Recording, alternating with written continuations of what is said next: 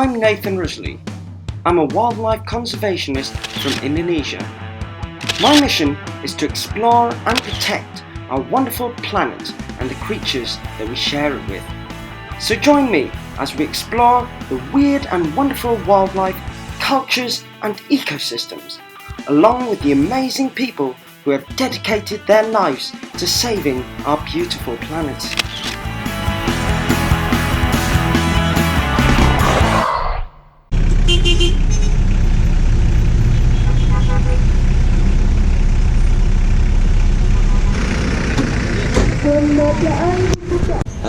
So I'm in the terminal right now in Sukabumi.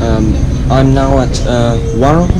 So a warung is some sort of a coffee shop slash restaurant. I'm headed to Cikananga Wildlife Rescue Centre and I'm waiting to get a lift from the food truck that travels to Sukabumi several times a week. Ordered some breakfast and got a book to read, so yeah.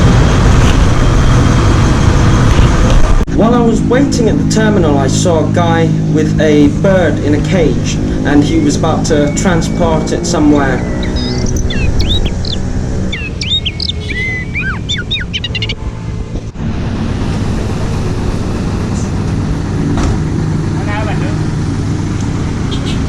Several hours later, my lift finally arrived. Mana? Itu apaan itu? Ikut. That's Usup. He's one of the keepers at Cikananga and he's been there a long time. Belakang ya? Ya, sorry ya. Oke, siap. Sebelah. Oke, siap.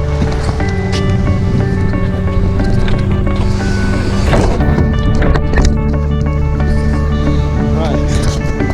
Let's go.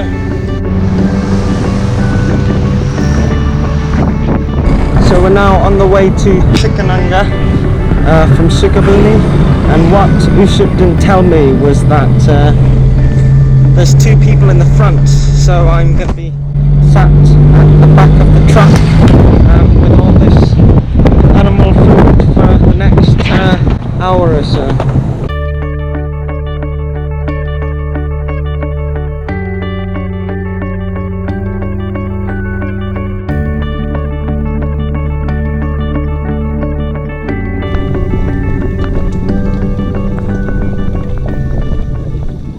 Before we go see some animals, I'd like to give you a little introduction as to what Cikananga's all about.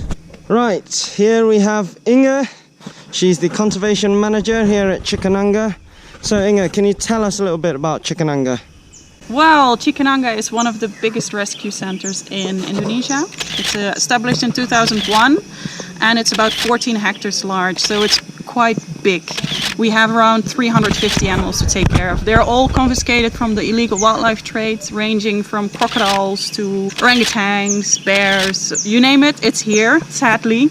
Conservation-wise, we are working a lot on making a more impact on the species level. Of course, the individual is important, so we also take care of welfare issues, as in long-tailed macaques. There used to be a culture in Indonesia called topeng monyet, which means masked monkey. So it was some sort of roadside attraction, which is thankfully it's now illegal in Indonesia. So a lot of these macaques that have been used in these horrendous, really cruel shows are now in rescue centres all over Indonesia.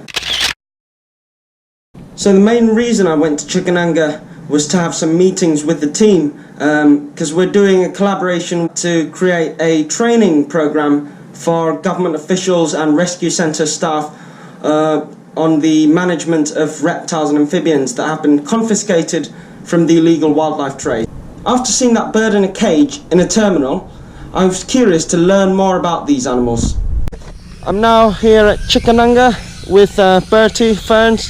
He's the manager of the breeding centre, is it? That's right, yeah. Yeah, so you do a lot of stuff with the songbirds? Yes. So aside from the rescue centre, Cikananga also has a breeding centre where they breed critically endangered species of birds and warty pigs. So songbird trade in Indonesia is quite rampant. It's quite ingrained in the culture of the country. going back to a famous saying that you're not a man until you have a number of things, one of these things being a bird. Right, so what are those massive dinosaur-like? So we have some cassowaries here. They've been known to disembowel people. So, as we know, cassowaries do not make good pets. So these are often taken from Papua when they're chicks, and then they get too big, and then they come to rescue centres. So, these are cassowaries. That is a gorgeous animal. It's like a living dinosaur. Yeah, that's imagine it, those, especially the inner digit on the claw. If that jumped up and kicked you, you can imagine the damage. Yeah, so formidable animals. It's like Jurassic Park here. Yeah, venomous snakes. I'm much more comfortable with those than gorgeous, scary dinosaurs such as these. Oh, look!